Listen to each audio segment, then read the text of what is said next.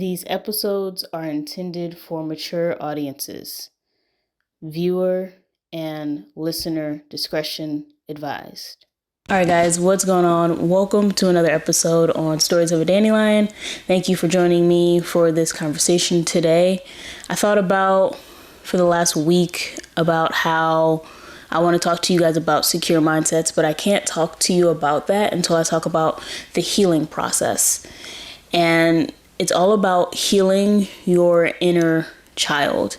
You know, we all have that 8-year-old us inside of us who is using all the survival techniques that we learned growing up to, get through life. And a lot of these survival techniques that we're using as kids don't always translate over to living an adult life. And we can be really stuck in that survival mode, and we are not able to translate over into living our lives fully without reservation, because we think something might happen if we actually give our full selves to a person or our full selves to a job. And so before you're able to really set yourselves into a secure mindset, you have to understand that it involves healing. Like having a secure mindset, being able to distinguish your emotions, being able to confront your emotions and have those conversations with the people you love and have those conversations with yourself, it involves healing. And a lot of us, I know for me, for a long time, you can get so used to your survival mode. And when things start to change, or when you start feeling yourself heal, and sometimes it happens unexpectedly, and when you start to feel yourself heal, you can retreat from it, you can run from it, and it can scare you, because then there's this part of the unknown that you have to step into. And that's the unknown of healing, because healing is a process in which it is a never ending thing that you will continually have to do for the rest of your life. And you can either stay where you are and stay in the pain, stay in the loneliness, and that can become a comforting place. I understand the pain and the anxiety and the loneliness became a comfort place for me, where when something new came into my life, I stayed in that because I always waited for the other shoe to drop. And when it did, that pain was comforting for me, because for me, it felt like I already knew it was going to happen, right? But with the changes that I'm trying to make in my life now, I don't want to expect that. I don't want to expect pain, and I don't want to live in the pain. I want to live in the love and in the way that God has intended me to live. And so I will give and I will love out of the abundance. And in doing so, I am starting to heal my inner child, which means, yes, I am more open and prone to pain, and this time experiencing it differently than I have in the past. And so, like, for me, it started with having a conversation with my younger self. I just talked to my child self and said, hey, look, like, I get it. These survival techniques and everything that we did before, they were all there for us to save ourselves from the pain of whatever was happening. And a lot of times you push down that pain and you use that pain to fuel yourself into, getting into college or playing that sport. You fuel it in those ways so you don't have to feel it for yourself. And I was telling my child self that, yes, a lot of the pain that we had growing up, we didn't have to face it head on, because a lot of the pain that we had was halfway across the water. We lived in Europe, and yes, changes may have come, but anything happening with family or anything happening with relationships, I didn't have to face those head on because they weren't around me every day. And it wasn't until I went to college where I had to face all of that pain of my childhood head on, with my own family. And it can be hard, but until you face it, until you say, I don't no longer want to live this way, and I want to have a better relationship with my friends. I want to have a better relationship with myself. I want to have a better relationship with my family. You will always be in that place of pain is comfort. And so I had to talk to younger me and tell her that everything's going to be okay, that we don't have to live in this survival mode anymore, that we weren't created to live in survival mode, and that I was grateful for her for putting up these defenses, because it helped me have, as crazy as it sounds, it helped me have a fun childhood, but it is not helping me have a fun adulthood. It is holding me back from going out into the world and experiencing all that God has for me. And so I had to explain to her that a lot of the defense mechanisms and a lot of the walls that we had up had to come down in order for us to have better relationships with the ones we loved and better relationships with new people that come into our lives, because you can only hold somebody from a distance for so long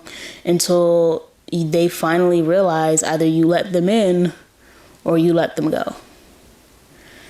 And so I was just coming at the crossroads with a lot of people in my life, and with a lot of things that have happened in the past and the people I've lost. I've realized that the only way through this life, which is crazy, because we should all know this, but the only way through life is with your community. And you would think I know that, because it took a village, it took a military community to raise me and help me become the person I am. Why wouldn't I continue that as I got older? But sometimes it can be hard, especially with society telling you that individuality and going after it by yourself is what you should do. But that isn't true. You need people around you in order for you to be able to grow. And that is when your in crowd comes in to play. And for me, it happened through therapy. It happened through me talking to my younger self. And it also happens through the relationships that I have around me. And so let's get into those relationships and how it is important to have an in crowd that is there for you through the good, the bad, and the ugly. Hey guys, I wanted to take a quick break to ask if you are enjoying this episode. Go ahead and follow us on Stories of a Dandelion right here on Spotify or wherever you're getting your podcast, as well as follow us on all of our social media accounts. Let's create this community full of military brats who feel that they're okay with opening up about their mental health, about sharing their journey, what they're going through, and create a place for beautiful healing through stories. So again, please go ahead and follow us on Spotify or wherever you get your podcasts, as well as all of the social media accounts. Now let's get back to today's episode. So the first step to finding the relationships that are going to help you through the good, the bad, and ugly is finding your crowd and avoiding the in crowd. I know growing up, that is what we strive to do. We strive to find the in crowd and be a part of that in crowd.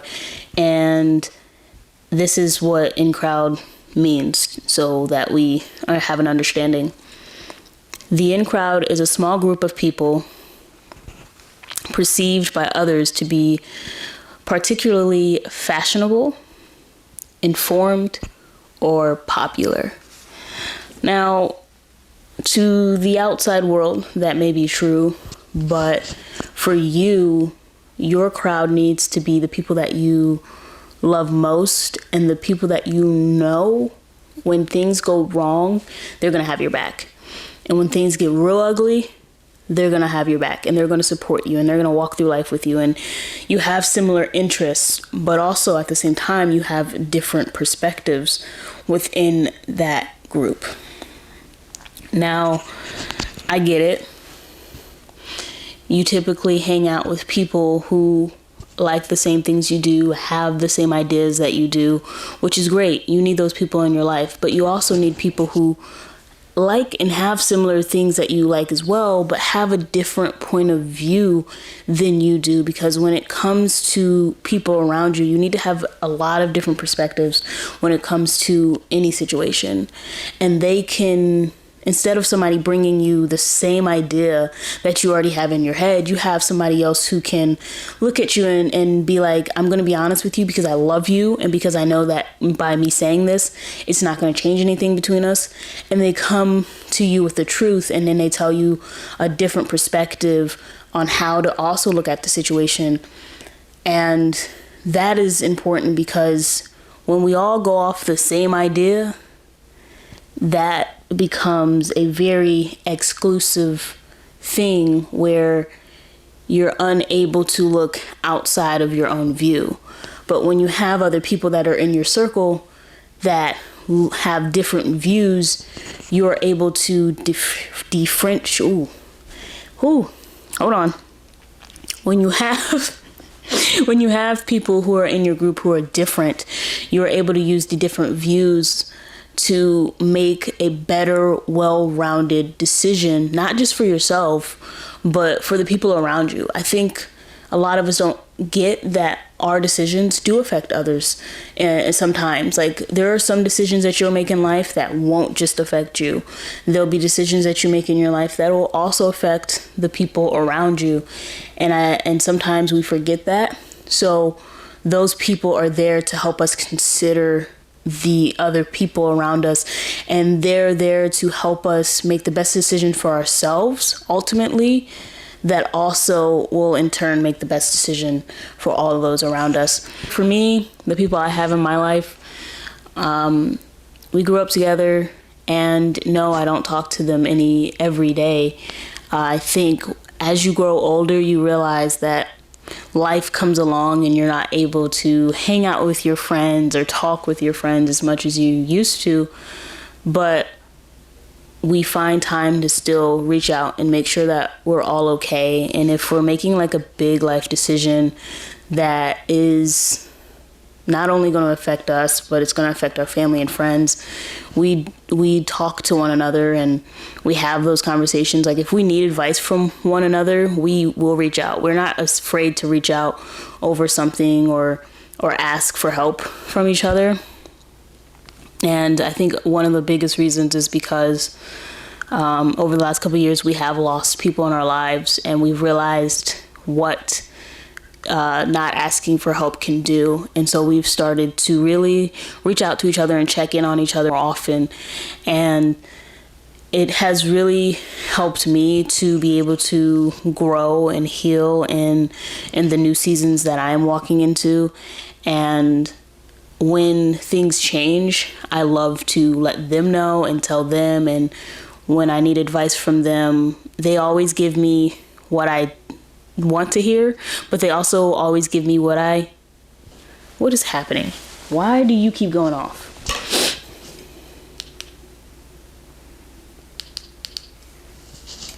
Anyway. Sorry guys, technical difficulties over here. But no, they also give me what I don't want to hear. They also tell me the things I can't stand to hear, and I already know in my brain, but they'll say it out loud, and I'll be like, ugh, fine, I'll do it. Or fine, you're right, I need to reconsider. So having those type of people in your life who will tell you how it is, no matter what, are very important. I've had them in my life since high school, and even in high school when things would go wrong and they'd be like, Gina, do you really think you're making the right decision? I'd be like, no, but this is not for you to decide, it's for me to decide. And then they would be like, no, Gina, we're not making this decision. And vice versa, I would do the same for them. So it's all about having those people in your life who you are able to laugh with, smile with, and do anything and everything and nothing with.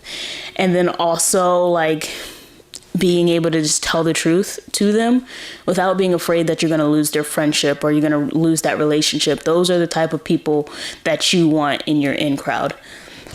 But that's it for this episode, guys. To be honest with you, finding your in crowd, it's going to take time. And people are going to come in and out of your life. Not everybody is meant to stay in your in crowd. Some people will be in your in crowd for a season. Some people will be in your in crowd for a lifetime. And your in crowd may completely change because of the next level that you're going into in life and the next thing that you're trying to do. And you need people who are in that different mindset that you're working into to be a part of your in crowd. So you just never know, but always be sure that the people that are around you are there to support you, care for you, and tell you the truth of how it is and what's going on so that you can be the best possible person that you can be. Now that we've talked about the in crowd, we have to talk about how to grow within that in crowd. And so next week, we are going to be talking about space to grow. Do the people that are in your in crowd give you the space to grow and change as life goes? We'll talk about it next week. Thank you guys for joining me today. Thank you guys for joining the conversation, being a part of the conversation. Comment down below who is a part of your in crowd. Is it your parents? Is it your friends? Is it your significant other? Is it a best friend from high school, a best friend from college, a best friend from when you were like 5 years old? Let me know all of that and more down below. Also, if you have any advice to give people about why it's important to have only, and I say, I forgot to say this. You should only have your in crowd should be a small group. Like it said, it's only like a small group. Small groups should be like 5. It is a max for me. But what do you say down below? Let me know how many people are in your in crowd. Let me know all of that and more. Again, thank you guys for joining me. I am now babbling, and I will see you all next week for another Military Brat Monday, another tea time. All right, I'm out of here. Peace. Hey guys, thank you for tuning in for another episode on the Stories of the Dandelion podcast. If you enjoyed this episode, please go and share it with a friend, a colleague, or even a family member. And make sure to follow us on all of our social media platforms so you can stay up to date on when the episodes are coming out and what is involved in each episode. Thank you again for tuning in, and I will see you all next Military Brat Monday.